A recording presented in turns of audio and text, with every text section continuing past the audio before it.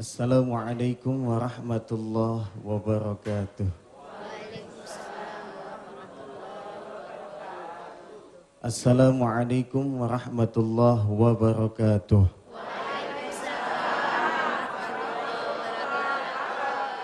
Alhamdulillahi rabbil alamin. Allahumma salli wa sallim ala sayyidina Muhammadin, amma ba'du.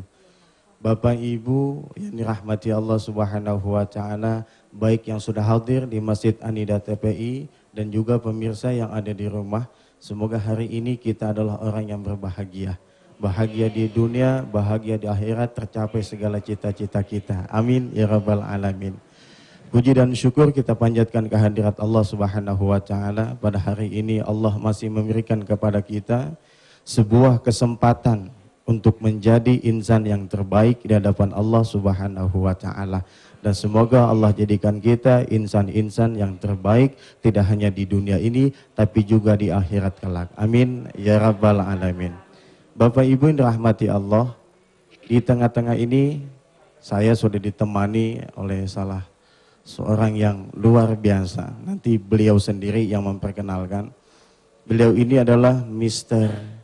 Billy Jim. Beliau dari Malaysia. Billy Jim? Oh, Billy Lim. Ya beda L sama J-nya doang dikit. Beliau ini seorang motivator tingkat dunia berasal dari Jiran.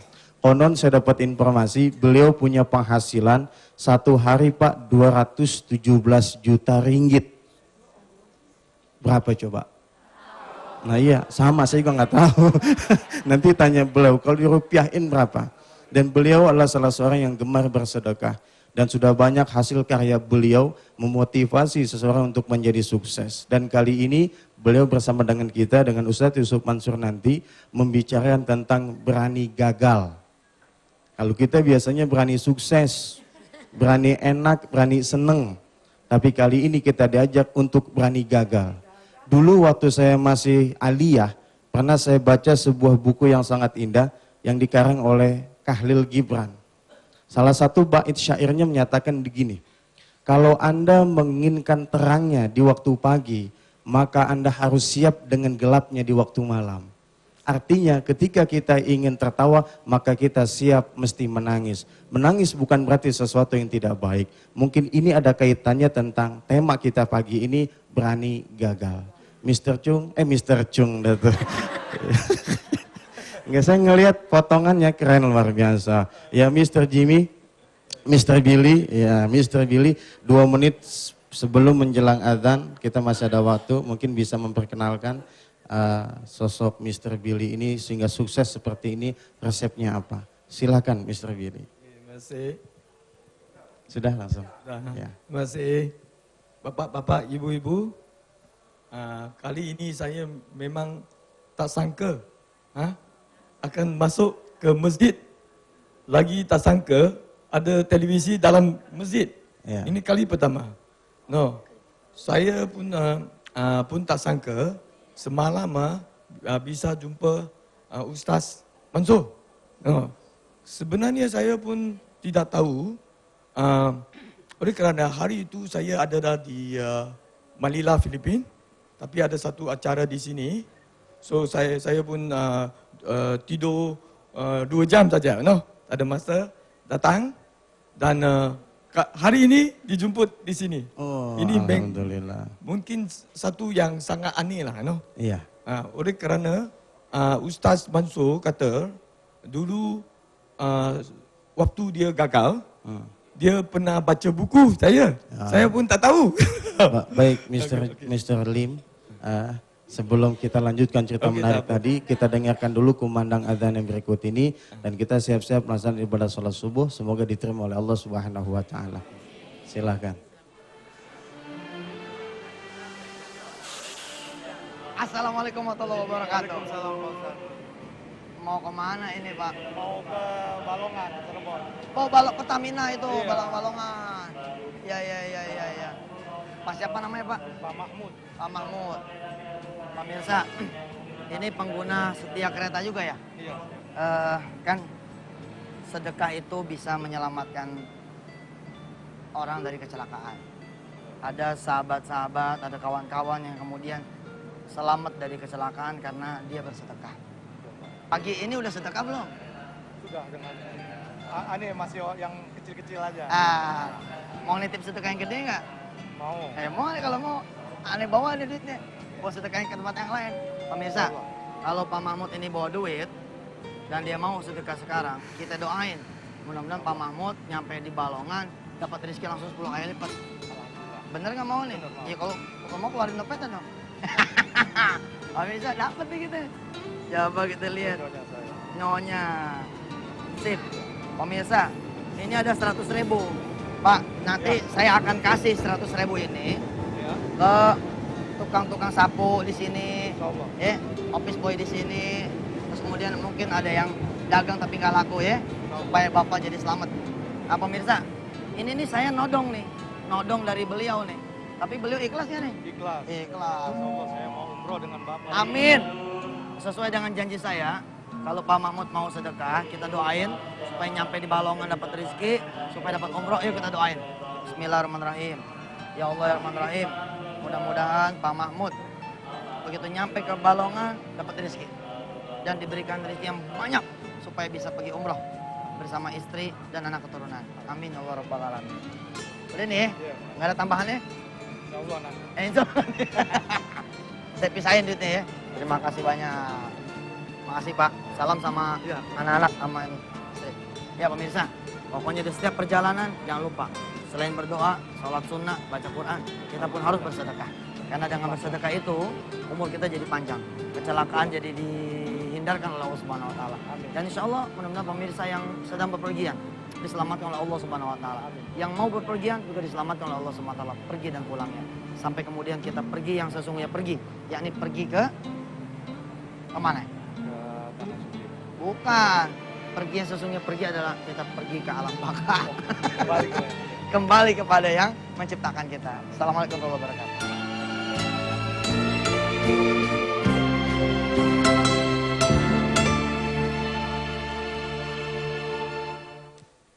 Pemirsa yang dirahmati Allah, saya doakan mudah-mudahan semua yang sudah bersedekah diterima oleh Allah sedekahnya.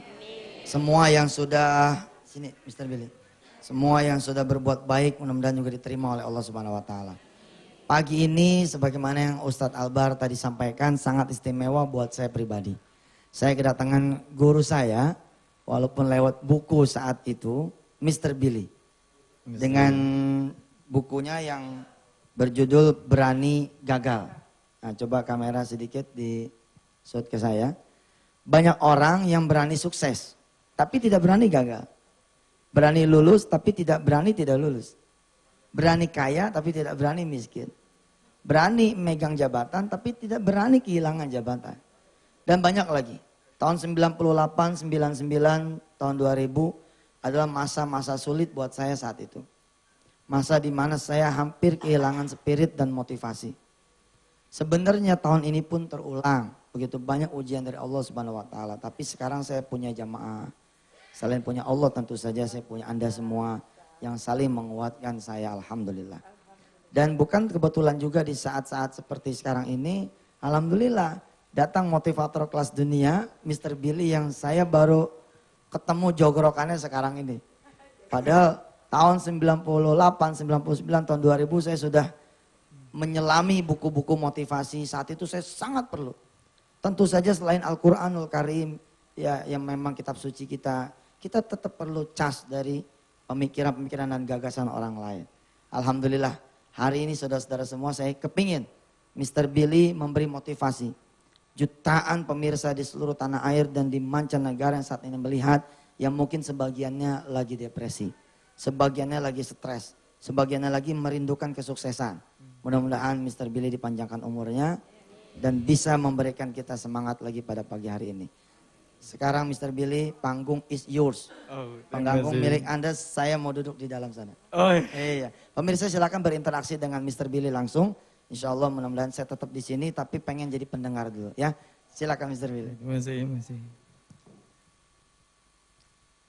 Ibu-ibu, bapak-bapak, saya hari ini memang merasa sangat kecil lah di hadapan anda semua. Dan saya nak bicara sikit-sikit dalam bahasa Indonesia. Okey? Saya cubalah. Kalau ada kesilapan sikit, sila minta maaf. Okey? Saya punya bahasa Indonesia macam bahasa Malaysia lah. Okey. Biasa saya dijemput di televisi, biasa talk show.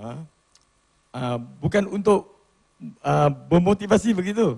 Biasa orang dia tanya saya baru jawab, tanya saya baru jawab. Tapi hari ini punya keadaan sedikit-sedikit tak sama lah.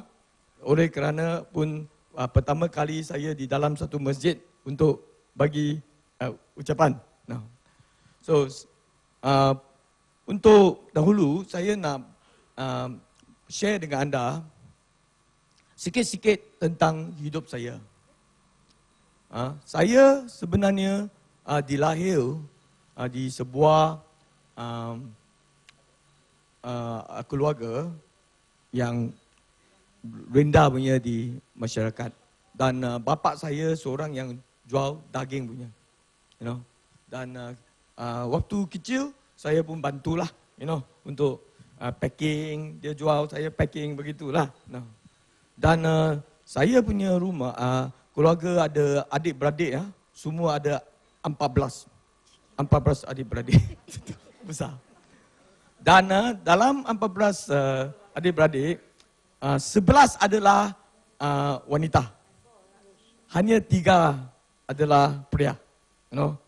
Dan saya memang di tengah-tengah. Sini cekik, saya kena cekik lah. Betul.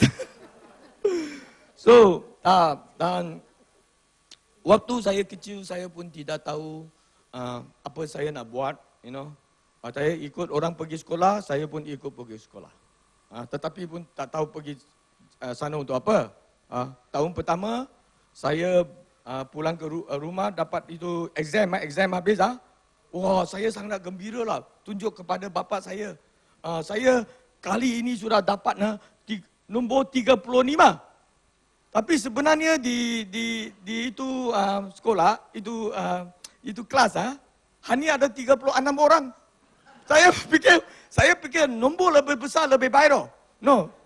So, saya punya bapa, dia nak marah pun dia nak ketawa. Betul tak? Oleh kerana ketika itu saya pun tidak tahu apalah baik, apalah tak baik. Nombor 1 baik, saya pun tak tahu. Saya hanya angka lebih besar lebih baik. So, saya pun okeylah ikut orang. Oleh kerana saya lambat masuk ke sekolah, kita adalah di kelas yang belakang, So, begitu apabila saya pergi ke sekolah dan selepas katakan tingkatan 5, kita lagi tengok, saya pun tak tahu nak pergi mana, Orang suruh keluar, saya pun keluar, So, saya pun heran, banyak orang nak pergi ke maktab, saya pun ikut, Dan selepas itu nak pergi ke universitas, saya pun nak ikut, tetapi peperiksaan punya, exam tak berapa baik loh, betul tak? So, apa boleh buat, pun boleh, okeylah, jadi guru sementara lah, Tapi saya pun dalam itu pengalaman, saya merasa tahu, memang saya suka ajak orang, nak share dengan orang, So, saya pun buatlah apa yang saya boleh buat. Dan selepas itu, saya pun pergi lagi coba untuk peperiksaan yang kedua lah, untuk masuk ke universitas. Kali ini, itu hasil pun tak berapa baik. Sebenarnya pun tak bisa masuk ke universitas tak. Tapi nasib pada itu, dulu kerajaan untuk bantu orang di kampung, bukan di kotak punya. Kalau dari kampung dapat satu dema siswa, pun boleh pergilah. So terus walaupun saya punya hasil tak berapa baik dalam exam, kita oleh kerana ada dema siswa pun okeylah masuk. Tapi masuk pun tak boleh, tak pilih apa khusus tau. Okeylah masuk ke itu khusus sains, saya pun masuk, baca begitulah. So dalam waktu itu saya pun heran, banyak orang dia pun rajin baca, Saya sebenarnya saya suka baca, saya suka dapat ilmu. Tetapi saya tak suka exam. Apabila saya baca semua punya. Saya bukan baca hanya soalan untuk akan dikeluar di itu exam tau. So I study not for exam tau. I study untuk itu ilmu saja, you know. Tapi so tiap-tiap kali dalam kelas apabila cikgu tanya, saya memang boleh jawab semualah. Tapi dalam exam saya tidak sangka itu soalan dah kan. So dalam exam memang apabila habis saya biasa tak boleh habiskan semua jawapan . So akhirnya tak dapat hasil yang baik. So tapi saya pun nampak kenapa saya ada kawan . Memang biasa tak berapa belajar, tetapi dalam exam, wah dia memang tahu bagaimana tulis, bagaimana jawab. Akhirnya saya tahu, biasa dia pergi tengok itu past year exam question dah, soalan yang dulu ya. So dia sudah dia jadi pakar bagaimana jawab itu soalan . Bukan dia tahu itu ilmu semua, bukan. Dia hanya tahu bagaimana jawab, So kali yang kedua saya pun ikut dia lah. Ikut dia. Kaji itu soalan 2. Okey, dapat sikit lebih baik, So saya masuk ke universitas. So masuk ke universitas saya pun tidak tahu belajar di universitas untuk buat apa, So saya pun menyertai, itu aktiviti mahasiswa tau. Wah, orang pun jadi pemimpin mahasiswa. Demo pun pergi. Saya tahu heran, tetapi saya pun tidak tahu saya demo untuk apa. Orang pergi, saya pun pergi. Dan apabila saya tengok belakang, pun ada pengikut pun ada. Tapi sampai rasa, pengikut pun tidak tahu, pemimpin pun tak tahu. The blind leading the blind. Orang buta memimpin orang buta tau. Tapi kita pun okeylah, tak apalah. Enjoy lah, tau. Wah, mana tahu kerajaan pada ketika itu, wah, tak suka demo tau. Pam. Wah, banyak kawan saya kena tangkap, pergi ke jail, ISA, Internal Security Act lah. Hanya saya tak kenal. Saya pun fikir, kenapa saya tak kenal? Baru saya tahu, kerana saya punya jawatan adalah Social Secretary. Orang yang pergi cari wang untuk buat, banyak aktiviti, Lagi ada kali diskotek lah, kita yang aturkan lah saya. Takkan saya, dan saya punya rambut memang panjang lah, macam hari itu hippie lah, dulu punya hippie lah. Ada sini yang kena tak? Hippie punya, hippie So kerana saya begitu, saya pun tidak dapat masuk jail lah. That's why semalam saya tanya Ustaz, kenapa you masuk jail? Saya tak pernah, ya. Now, so itu ada sikit-sikit tentang keadaan saya. So saya memang macam seorang yang sesak tau. Dan banyak begitu. Saya percaya sekarang pun sama. Banyak orang walaupun dia di universitas, dia pun sesak, dia pun tidak tahu sebenarnya datang ke bumi untuk buat apa. Memang hanya untuk kerja atau untuk hal lain, Okay? Baik, Mr. Billy, kita break iklan dulu. Okay. Ada commercial break berikut ini. Setelah ini pemirsa, kita masih akan lanjutkan belajar bagaimana kita menghadapi kegagalan justru untuk sebuah kesuksesan.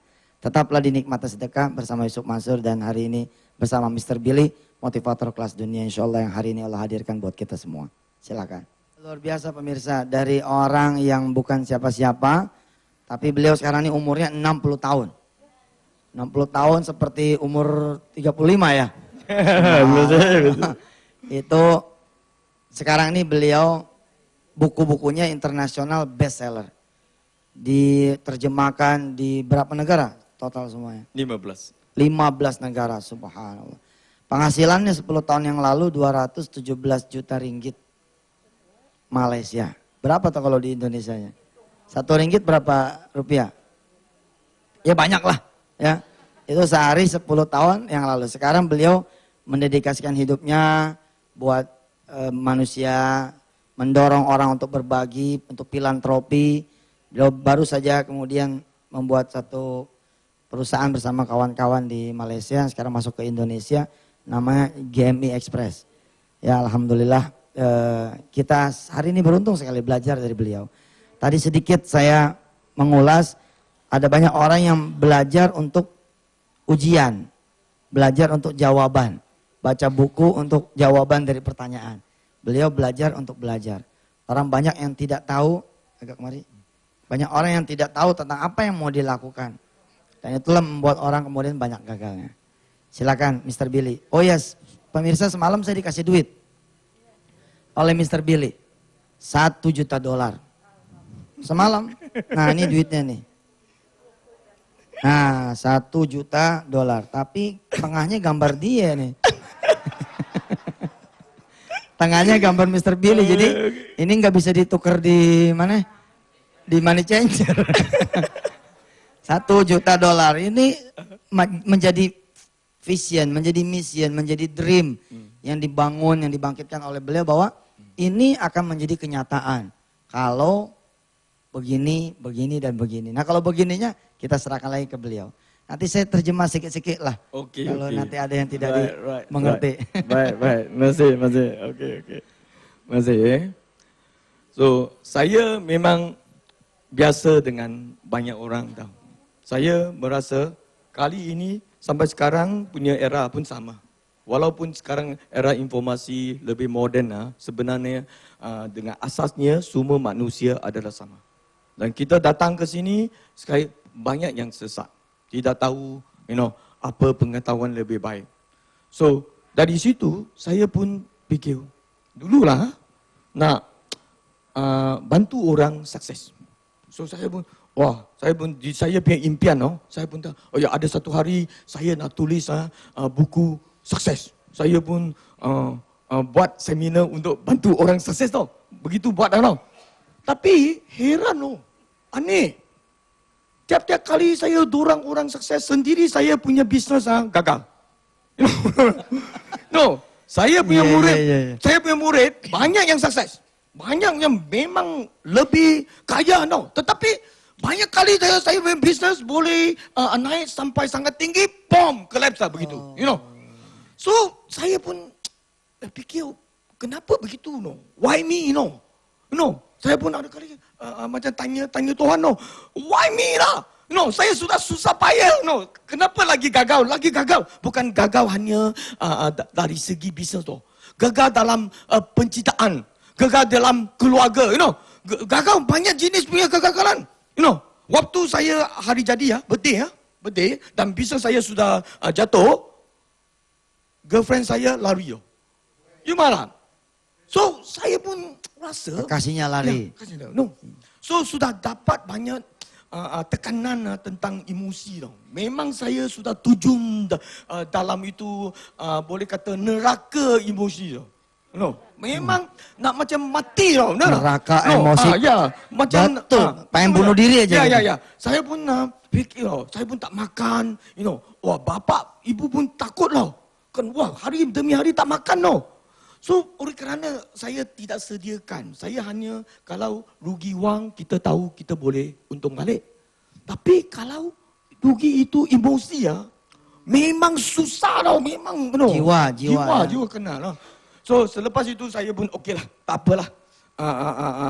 Potongkan itulah, Saya pun pergi lagi pergi cubalah, So, kali demi kali, walaupun saya punya motivasi sangat baik, banyak orang, sukses. Tetapi kita tak dapat sukses lagi, Dari segi kekayaan, dari segi kekayaan. So, sampai satu hari, ada satu ceramah convention international. Dia jumpa saya untuk bagi satu penceramah So, apabila dia datang, sudah lewat Dia sudah panggil orang lain So, dia ada tajuk. So, sampai dia datang, dia tunjuk apa tajuk untuk berilah. Saya tengok, semua tajuk sukses orang sudah angkat. Sudah tak ada tajuk So, saya kata, okeylah, boleh begitu Saya tajuk berani gagal. Dia dengar, itu convention. Awalnya begitu ya. Yang lain bicara sukses. Semua tak. So, dia dengar, betul, okey pun. Yang tak sama dia pun tidak tahu apa kandungannya itu. Itu. Tapi Baik, Mr. Billy. Ini ada telepon dulu dari pemirsa. Sudah ada? Okey. Oke, silakan pemirsa. Assalamualaikum. Waalaikumsalam. Ya, silakan. Dari mana? Dengan siapa? Dari Ibu Murni di Lampung, Pak. Oh iya, silakan Ibu Murni. Terima kasih. Assalamualaikum, Pak Billy. Assalamualaikum. Salam. Ya, kami Waalaikumsalam. Okey. Iya, silakan. kami dari Lampung ini ada minta apa informasi gitu apa kami dulu pernah mengalami kegagalan mungkin dalam usaha-usaha gitu. Oh, kegagalan dalam usaha. Fail in Ya, business. selama ini kan ya mungkin kita secara ibadah sudah tapi mungkin apa kiat-kiatnya gitu karena kami ya mungkin selalu ada usaha-usaha gitu belum sampai bisa sukses gitu. Baik. Baik, terima kasih. Ya, penelpon setelahnya silakan. Halo. Ya, halo. Assalamualaikum. Waalaikumsalam warahmatullahi wabarakatuh. Dengan Sari di Bekasi, Ustadz. Ya, Mbak Sari silakan. Terima kasih. Assalamualaikum Mr. Billy. Ya. Your smile.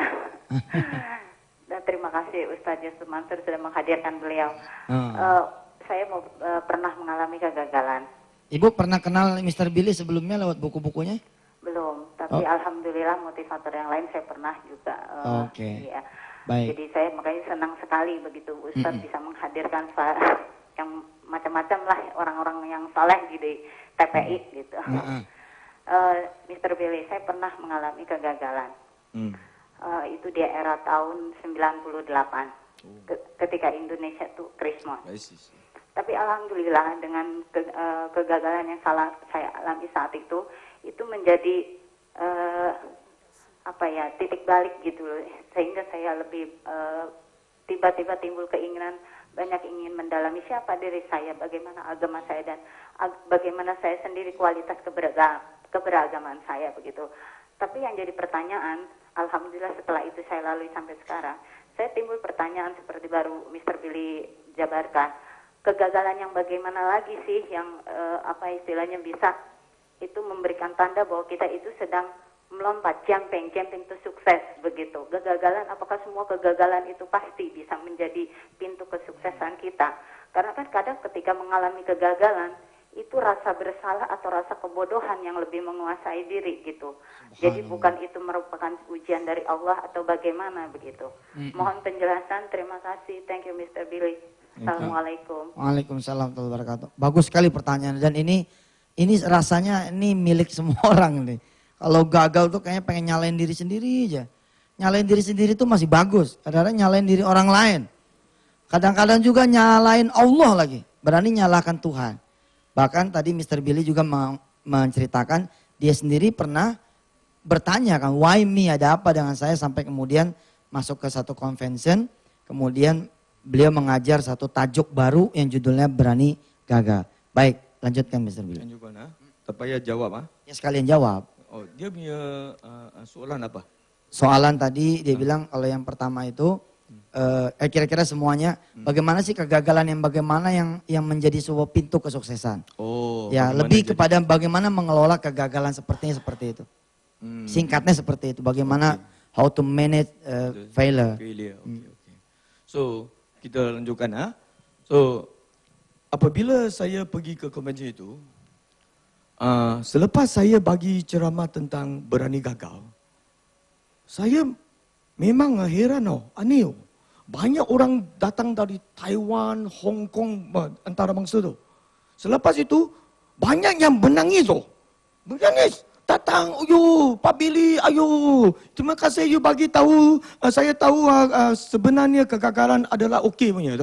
Oleh kerana, banyak orang yang buat bisnes, dia fikir, tak bisa gagal, So apabila dia gagal pun, dia rugi pun, dia pun diam-diam tau. Sendiri tahu saja, sendiri susah tau. Dia takut bagi orang tahu tau. So saya pun heran Wah, dari itu ketika itu banyak orang, di luar macam sukses tau. Tetapi Memang di dalam semua mengalami banyak kegagalan, tetapi takutlah, malu untuk bagi orang tahu tau. So dia pun bukakan, relief tau. Relief. No. Dan dalam konvensi itu, saya pun heran. Seminar itu berani gagal, yang memang terbanyak sekali punya orang nak dengar tau. Maksud saya pun fikir, macam ini, bolehlah, tulis sebuah buku, Oleh kerana kita tahu tak boleh, tiap-tiap kali pergi ucap kepada banyak orang, kita sendiri satu orang. So, bermulalah, saya tulis buku Berani Gagal. Nih pemirsa, saya ulangi ini bukunya. Ya. Ini bukan promosi buku pemirsa, tapi inilah keadaan-keadaan yang kita emang harus siap. Ya. Kalau kita siap gagal, insya Allah kita siap sukses. Kira-kira begitu. So, apa yang jadi begitu, so saya pun tulislah, tulis. Tetapi belum terbit haven't published You tahu saya tulis berapa lama? 3 tahun 3 tahun, tiap-tiap kali saya pun bagi kawan, saya akan tulis. Saya punya kawan dengar sampai bosan Dia kata, Pak Billy, saya sudah dengar you tiap-tiap kali kata nak tulis, tak tulis. Sampai sekarang saya tak nampak. So dia kata satu hal.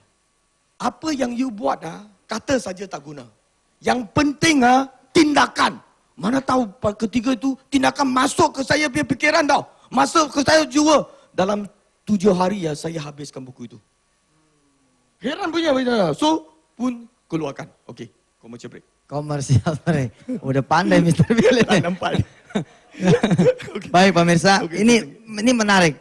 Karena tema-tema motivasi ini selalu dibutuhkan oleh orang Indonesia. Betul. Mudah-mudahan pemirsa bisa tetap ada di Mata Sedekah bersama Mr. Billy pada pagi hari ini istimewa. Silakan. Pemirsa, kita masih dalam Mata Sedekah. Tadi sudah kita berikan kesempatan kepada pemirsa di rumah untuk bertanya. Kali ini sudah ada yang mau bertanya dari jamaah. Silakan Pak Haji. Iya. Assalamualaikum warahmatullahi wabarakatuh. Kepada Mr. Billy Lim, kami mau ada pertanyaan sedikit aja. Selama Mr. Billy Lim itu berusaha, kiat-kiat apakah dan doa apakah yang pertama panjatkan pada Allah. Jadi orang-orang yang mau mengerjakan usaha itu kan harus disertai dengan doa. Doa apa yang Mr. Billy Lim yang panjatkan itu? Itu aja. Baik. Assalamualaikum Ada hadiah dari warahmatullahi wabarakatuh. Mr. Billy buat Bapak. Satu aja, Ustaz. Iya. Nah itu, boleh. Nah ini hadiahnya. Terima kasih. Ya. Silakan. Ya. Wah ini banyak yang nanya nih ya. Iya ibu-ibu boleh. Habis segmen ini deh ibu-ibu. Ya. Ya silakan.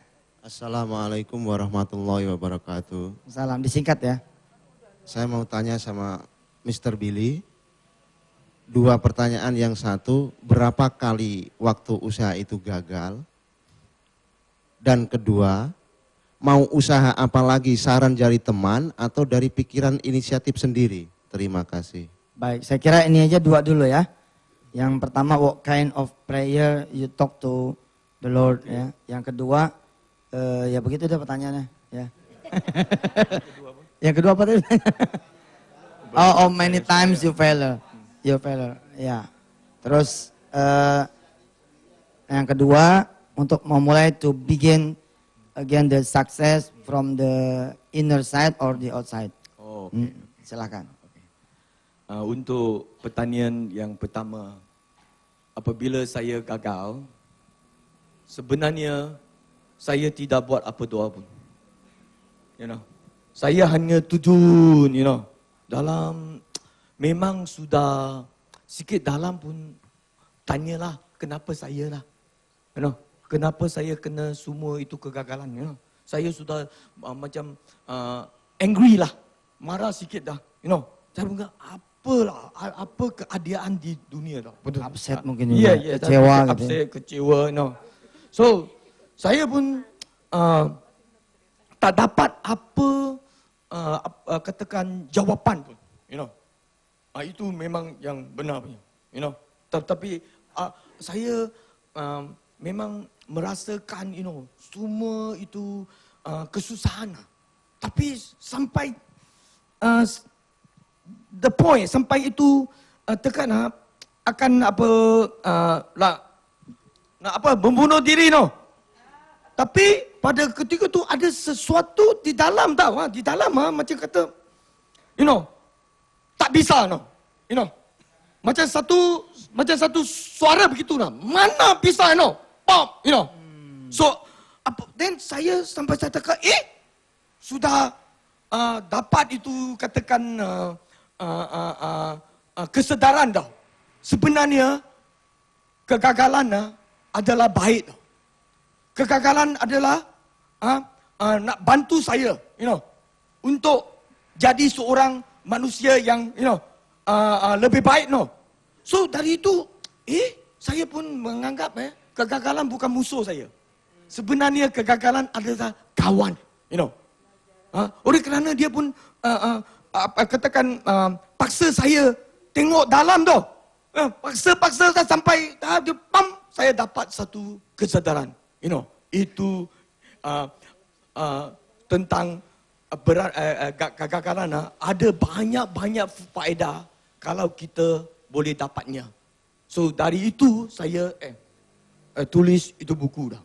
Tapi saya pun lagi takut untuk terbit, takut untuk keluarkan. Oleh kenapa saya berfikir, saya orang yang pernah gagal, sekarang sudah sampai ke last tau. Tulis buku itu, harap boleh jual, boleh dapat wang balik, betul tak? Betul. Tapi saya berfikir, kalau seorang yang tulis buku tentang kegagalan, dia punya buku keluar dan buku gagal, dia sukses atau gagal? You gagal lah. You gagal. Iya, So, gagal. ini memang, paksa saya, nak buat tak mau buat, Tapi akhirnya hanya satu, tindakan.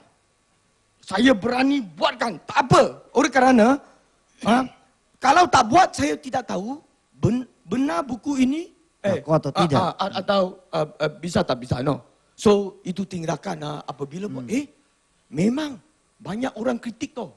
Pak Billy, you punya perkataan English tak baik, grammar tak baik. Wow, tapi heran pun ada orang yang puji, Banyak yang puji adalah orang yang di tengah-tengah bawah masyarakat lah. Orang yang kritik adalah orang yang di atas. Yang hanya tengok saya punya perkataan ejaan betul lah, tak betul lah. Dia tak dapat itu mesej, dia hanya nak kritik. So saya pun tak peduli. Saya kata, okey, kalau ada apa kesilapan you bagi saya edisi yang kedua saya lagi baikkan. Begitu sajalah. So tentang yang pertanyaan kedua, saya sudah bagi tahu, dalam segi bisnes, saya sudah 3-4 kali gagal.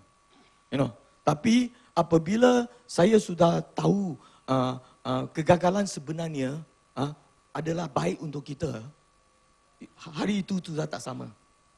Walaupun sekarang saya buat apa-apa, kalau orang tolak saya pun tak apa. Dan ada orang tanya, Pak Billy, seorang mesti gagal berapa kali sebelum dia sukses? Ini pun ada tanya, betul tak? Di dalam anda pun ada tanya. Ini pun ada jawapan loh. Oleh kerana ada satu survey, dia survey 500 orang wirausaha. Dan dia tulis tanya, berapa kali you orang gagal sebelum you dapat matlamat? So apabila dia purata semua, average, dia nampak 3,8 kali. Maksud Rata-rata ya? Ya, 3,8 kali. Ya. Maksud 4 kali. Maksud seorang biasa mesti melalui agak-agak statistik 4 kali gagal, kali yang kelima baru akan sampai dia punya matlamat. So ini sudah jadi satu statistik yang sangat penting kepada orang yang takut gagal. Kalau dia gagal satu kali, banyak orang sudah menyerah. Betul. Kalau you sudah tahu, okey, kurang-kurang mesti 4 kali, so dia tak lepaskan. Betul. Tapi pun ada orang tanya saya, Pak Billy, kalau saya gagal, kali yang kelima pun gagal, anda bagaimana? Ini hanya satu jawapan. Kalau seorang yang gagal kali yang kelima, maksud apa tahu? Dia tidak belajar. Dia tidak belajar. Paham. You understand? So sangat penting punya. Kalau masih gagal di step berikutnya, berarti dia tidak belajar. Ya, betul. So yang penting, kalau you tak belajar, you akan lagi gagal. Oleh kerana kegagalan adalah macam satu maha guru lah. Yang ajar kita. Kalau you tak belajar, you akan lagi gagal. You know, macam ini punya pesan lah. So lagi satu hal yang sangat aneh adalah apabila orang sudah tahu tentang ini, dia pun nak tahu lebih lanjut lah. You know, ada kali orang tanya saya, saya nak buat jualan, nak buat sale, you know, kena tolak satu kali, orang tak mau, you know, susah lah. Kalau you nak berniaga, banyak punya, mesti rintangan banyak. So dia pun tanya, Pak Billy, apa cara? You know, sebenarnya sama juga. You know, saya nak tanya, kalau you ada satu hal you nak jual, ada satu idea you nak bagi berapa kali you boleh tahan ditolak? You know, 1, 2, 3, berapa kali? You know? Sebenarnya kita mesti kurang-kurangnya pergi 5 kali. 5 kali lah. You pergi jual 5 kali, dia tak mau lagi, 5 kali. You know. So saya pun ada orang tanya, Pak Billy, saya jumpa orang kali yang kelima lagi dia tak mau. No. Bagaimana jawab, betul tak? Sebenarnya, kalau you jumpa seorang, kali yang kelima dia lagi tolak anda, maksud dia bukan manusia. You faham tak? Maksudnya gimana? You faham tak kira? No, if you go and approach a person, sampai kali yang kelima dia lagi tak mau, orang itu bukan manusia. Faham tak? Dia tak ada hati, faham tak? Ya tak? So, you faham? So, bukan, you know, saya gunakan itu praktis tak. Apabila saya nak buat sesuatu, tak apa. Dia tolak 1 kali, 2 kali, tengok. Ada kali you boleh jumpa apa dah? Ada kali boleh jumpa malaikat. No, betul ya. Yang memang terima anda punya idea, terima punya. You understand tak? Okay? So ada statistik punya. So kalau ada statistik ini, memang kalau you nak berniaga, nak buat apa-apa untuk dapat anda punya matlamat you pun tak mudah untuk menyerah. You know? Ini yang penting. Jangan 1 kali sudah takut, jangan cuba lagi. Mana boleh dapat, betul tak? Begitulah, itu yang penting. Baik pemirsa, waduh ini sebenarnya makin panas nih ya. Jadi ya jangan takutlah. Tapi emang adalah manusiawi sekali. Pada saat kita semua mengalami hajaran macam-macam kanan kiri, manusiawi pada saat itu kita memang melemah. Dan insya Allah Tuhan tidak akan pernah membiarkan kita sampai di titik terlemah itulah. Kemudian Tuhan memunculkan satu kesadaran yang akhirnya kemudian kita akan mengatakan, thanks ya Allah, terima kasih ya Allah, akhirnya Engkau memberikan saya satu pengetahuan baru. Baik pemirsa, kita masih bersama Mr. Billy, tapi setelah yang satu ini. Baik pemirsa, dulu ya tahun 98, 99, tahun 2000, ketika saya membaca buku beliau, itu saya seperti membaca secara live diajarkan oleh seseorang yang ngajarnya sambil lompat-lompat. Dan ternyata benar orangnya seperti ini, subhanallah. Mr. Lim, nanti setelah ada yang nanya lagi nih, ibu-ibu, dan ada penelpon lagi satu. Saya ingin Mr. Lim menjelaskan bagaimana caranya seseorang yang sudah jatuh, bisa kemudian naik. Bagaimana orang yang tadinya punya utang 1 miliar, dia bisa punya utang 2 miliar. Bisa punya utang lagi 4 miliar. Bisa punya utang lagi 8 miliar. Punya utang lagi 80 miliar. Tapi kemudian menjadi pemenang karena dia punya aset 1 triliun. Wah, bagaimana tuh ceritanya? Ya, tapi silakan Ustaz Albar, ada yang nanya dulu. Iya, baik. Sini sudah ada Ustaz, Mr. Billy, 2 penanya dari ibu-ibu. Ya, silakan Ibu. 2 dulu. Ya, Ibu. Disingkat ya. Assalamualaikum warahmatullahi wabarakatuh. Waalaikumsalam warahmatullahi wabarakatuh. Pertanyaan saya, ketika kita sudah lama mengalami kegagalan, kadang ada usaha kita untuk memperbaiki diri, tapi kadang kita agak kurang sabar. Ingin segera mengalami kesuksesan. Jadi selain yang tadi disampaikan oleh Mr. Billy, introspeksi diri, lalu kita mendengarkan suara hati, dan jangan menyerah, apalagi kiat-kiat yang harus kita lakukan sehingga kita mempercepat kesuksesan itu gitu. Good. Terima kasih. Ya. Assalamualaikum Salam warahmatullahi wabarakatuh. Ya silakan Ibu yang satunya lagi.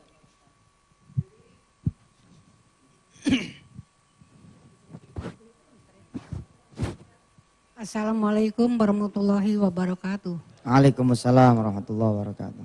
Pak Ustadz Yusuf Mansur yang dimuliakan Allah. Ini Pak Ustadz, saya mau nanya, saya ini menghadapi musibah, tapi Pak Ustadz saya mengharapkan untuk menyelesaikan utang saya, tapi belum menghasilkan, menjual ahli waris orang tua saya, tapi belum menghasilkan Pak Ustadz. Masih gagal terus, bagaimana cara supaya secepatnya saya niat baik, gak niat jahat untuk menyelesaikan bermasalah utang-utang saya. Baik. Saya minta doa dari Pak Ustadz. Amin. Kiranya saya ucapkan terima kasih. Amin. Baik. Ya memang pemirsa, sebelum saya serahkan ke Mr. Billy, begitu banyak sahabat-sahabat kita dan bahkan diri kita sendiri juga mengalami kesusahan. Karena itu ketika saudara berdoa kepada Allah yang maha segala-galanya, jangan lupa doain yang lain. Kita tidak sendirian. Banyak orang-orang yang susah, banyak orang yang gagal. Kalau kita ingat mereka-mereka, doanya doa jamak. Doanya ya Allah, sukseskan saya dan sukseskan orang-orang yang lain.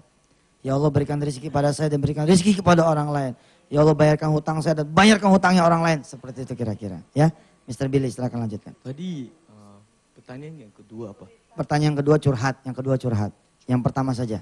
Oh, yang pertama. Ya, lost in passion. Thank you. Tadi punya soalan untuk bangkit tau. Tadi dia kata bagaimana gunakan cara dengan cepatnya untuk sukses. Kalau you gunakan langkah yang cepatnya, you tak akan dapat sukses. Oh. Tak Sebentar. boleh paksa. Sebentar. Saya terjemahkan dulu. Yes. Apa tadi ngomongnya? Kalau pengen cepat-cepat, tidak akan sukses. Yes. Oke. Mantap ini. Yeah. Betul. You mesti ada patience, sabarnya. Hanya tindakan. Tapi jangan fikir, oh bila akan datang, bila akan sampai. Jangan. Hanya buat saja, tindakan saja. Mesti ada itu kesabaran.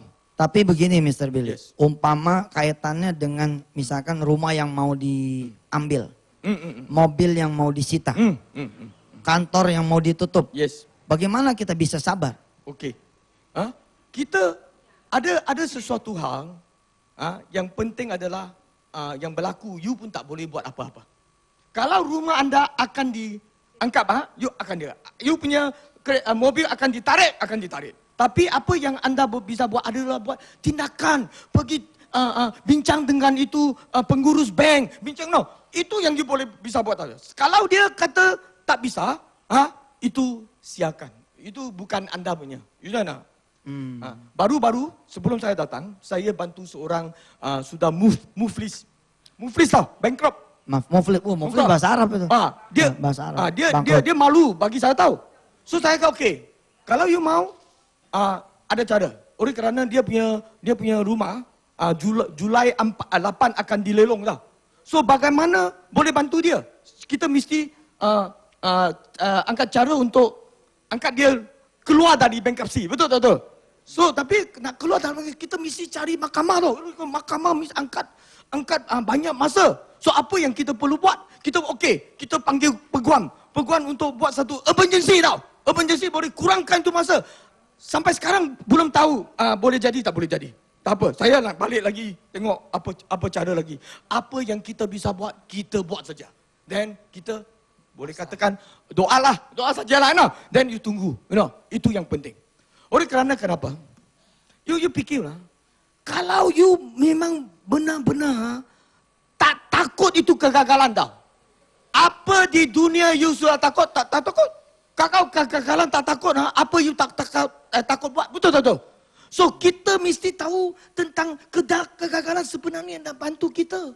Bagi kita kesedaran, Dunia tengok ada siang, ada malam, betul tak? Semua ada putih, ada hitam. Ada sukses, ada kegagalan. Sebenarnya dua-dua adalah sama dalam satu lah. Satu unity punya. Ini yang penting punya. Saya bagi contoh. Kalau katakan seorang cinta dia punya lelaki. Sangat cinta itu wanita cinta dia. Tapi satu hari itu lelaki lari.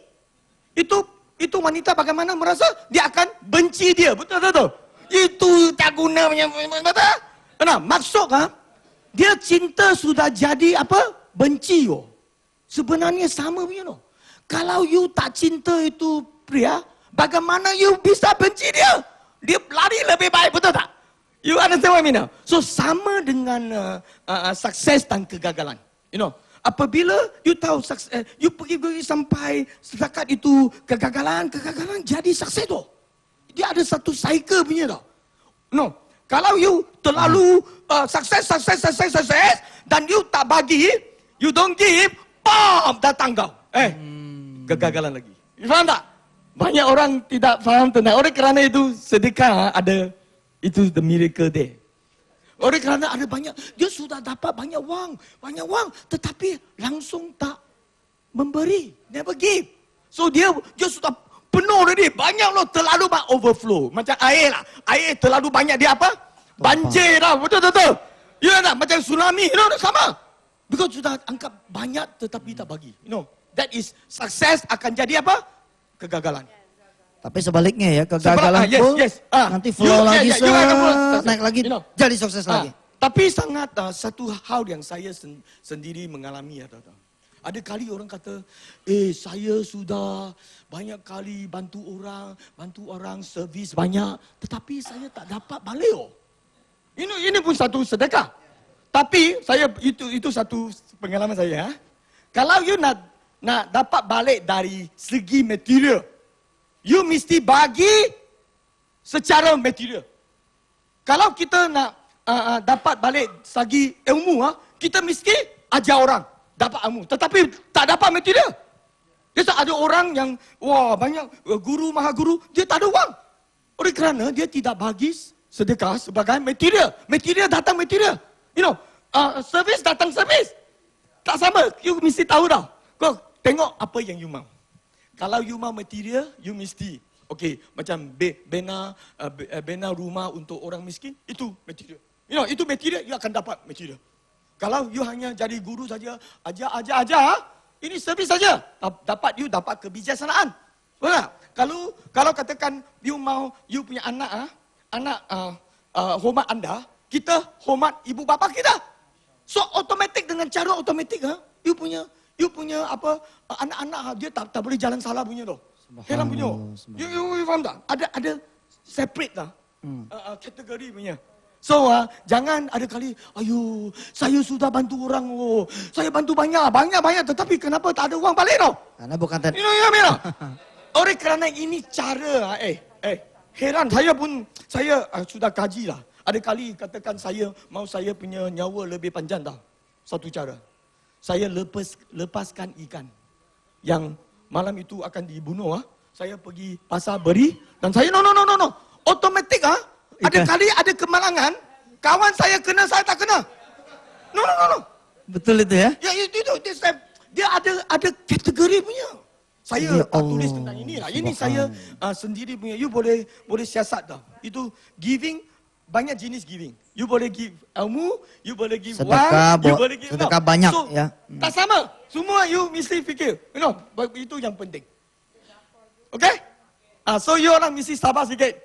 Jangan cepat-cepat Ada kali dia datang Baik, kalau gitu lain. Kalau saya boleh menyimpulkan, ini penting buat Indonesia. Ketika kemudian dapat masalah dan terancam PHK. Sebenarnya semampu apapun kita menahan untuk tidak di PHK, kalau itu akan terjadi maka terjadilah. Maka sesuatu yang harus kita lakukan adalah dua hal. Pertama, melakukan tindakan. Yakni kita harus tetap ada upaya untuk membuat kita tidak di PHK. Seperti itu kira-kira. Tapi di satu sisi yang lain pun, kita harus punya jiwa loss. Bahwa kalau terjadi ternyata di PHK betulan, ya sudahlah. Itu bukan lagi urusan kita. Kira-kira seperti itu. Yes. Subhanallah. Baik pemirsa. Kita masih punya lagi satu segmen bersama Mr. Billy. Kalau nanti dirasa tidak cukup, Saya akan minta Ustadz Syafiq dari Malaysia dan Mr. Rohdin. Mudah-mudahan beliau bisa datang lagi ke Jakarta, ke Indonesia. Lalu kita bikin seminar akbar. Free, gratis, khusus buat orang-orang yang gagal. Insya Allah ya. Silakan yang mau lewat dulu. Terima kasih. Kita lanjutkan bagaimana kita bisa bangkit. Selain dari kesabaran. Apabila kita mencuba sesuatu, tiap-tiap kali gagal, kita mesti ubahkan cara kita. Ubahkan cara. You know? Tapi you punya matlamat sama, tetapi ubahkan cara. Kalau you tak ubah you punya cara, you punya hasil akan jadi sama. Takkan ubah. So, you akan ubah metodologi, bukan cara. Lagi, kalau you ubahkan itu, lagi tak dapat itu hasil, maksud you ubah bidang. You know, you change. Faham tak? Ada kali kalau katakan you nak cari seorang wanita katakan dalam itu bandar you tak bisa cari tiap-tiap kali dalam bis pun tak bisa cari, betul tak? You tukar bis lah. Tukar bis, faham tak? Kalau kota ini tak bisa, you pergi pindah ke kota yang lain, you know.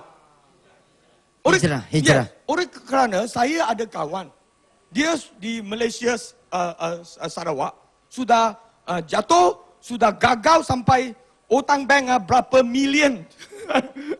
Apa yang dia buat? You know, dia pergi ke Taiwan.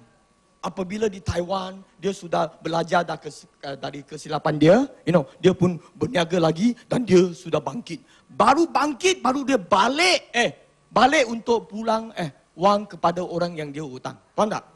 Oleh kerana yang penting you mesti tahu satu hal dah. Kalau you memang turun, walaupun you hutang banyak orang tau, you tak bisa semua pun bagi tau. Semua pun pernah tak bisa, oleh kerana tak cukup. Kalau you hutang orang katakan 10 juta, you ada 8 juta saja. You semua pulangkan. Maksud you ada apa? No ada no tau. Dan you pun pinjam tadi, you punya isteri angkat dari sana pun bagi pulang. Ini salah tau. Oleh kerana kalau kita nak bangkit, kita mesti ada seed capital. You know, itu katakan modal yang benar, mesti ada simpan. Tetapi you bagi dia tahu, lain kali saya sukses, saya akan pulang you. Tetapi saya perlukan ini sikit-sikit modal untuk bangkit. You know, itu yang penting. Banyak orang dia tidak faham, oleh kalau diajar, kalau hutang orang mesti semua bayar apa? Saya bukan kata itu tak betul. Hanya bila kita pulangkan wang. You know, boleh angkat masa lah, betul tak? Tapi you perlukan itu sikit-sikit modal untuk lagi bangkit. Oleh kerana masyarakat kita begitu punya. Kalau nampak seorang gagal, masyarakat no. Kalau you tahu you gagal, lebih baik you gagal dah. Dia mau you mati, betul tak? No, so kita mesti jaga begitu. Kita mesti ada sikit-sikit bulat lah untuk lagi bangkit. Ini boleh pendekkan dia punya masa. Kalau tak ada, langsung no, maksud hanya gunakan you punya otak, you punya servis, pergi kerja, lagi dapat balik, pelan-pelan, ini lebih panjang. So you mesti, kalau memang hutang orang, kalau you memang tak bisa bayar pada ketika itu, you jangan larilah. You pergi jumpa dia orang, beri dia tahu. Saya akan bayar anda, tetapi bagi saya sikit masa. You know, dia tak akan mau take everything from you. You know me? So dengan cara itu, walaupun you gagal lah, you ada itu integritas lah. So lain kali you jumpa orang, banyak orang nak sokong anda punya, banyak. Sampai tak payah wang, sampai satu takat you tak payah wang pun boleh dapat bisnes. You know, ini bangkit, ini cara untuk bangkit. Itu yang penting. Jangan hanya fikir, saya nak tipu anda. Jangan begitu. You di dalam hati, you sudah tahu, you hutang siapa-siapa, hari sampai, you akan pulangkan. Tetapi, bukan waktu ini. Ya tak? Waktu ini, you perlu sikit-sikit untuk keluarga, untuk lagi boleh bangkit. Subhanallah, rasanya belum selesai. Ya, baik pemirsa, beginilah. Nanti saya akan coba pikirkan. Beliau juga punya perusahaan dengan Mr. Syafiq dan Mr. Rohdin. Nanti saya coba pikirkan bagaimana sinergi antara perusahaan beliau GMI Express, training beliau nanti bersatu sama Miracle, sama Miracle bagaimana kemudian bisa mencerahkan bangsa ini. Memang 1,5 jam kurang. Beliau biasa training 1 hari. Nah, insya Allah mudah-mudahan pemirsa, mudah-mudahan besok kita ketemu lagi. Kalau lah kita panjang umur, kita meminta kepada Allah hari ini kesabaran. Kita meminta kepada Allah hari ini kelapangan dada. Kita minta kepada Allah hari ini keikhlasan dan keredaan dari apa-apa saja yang Allah mau timpakan kepada kita. Kita yakini bahwa ada Allah di belakang kita. Mudah-mudahan pemirsa, Allah menolong kita semua. Hasbunallah ni'mal wakil, ni'mal maula wa ni'mal nasir. La hawla wa la quwwata illa billahil aliyil azim. Wa sallallahu ala sayyidina Muhammadin wa ala alihi. Walhamdulillahi rabbil alamin. Sampai ketemu lagi pemirsa besok pagi di Nikmati Sedekah insyaallah kalau panjang umur. Hadanallahu wa iyyakum ajma'in. Assalamualaikum warahmatullahi wabarakatuh. Terima kasih.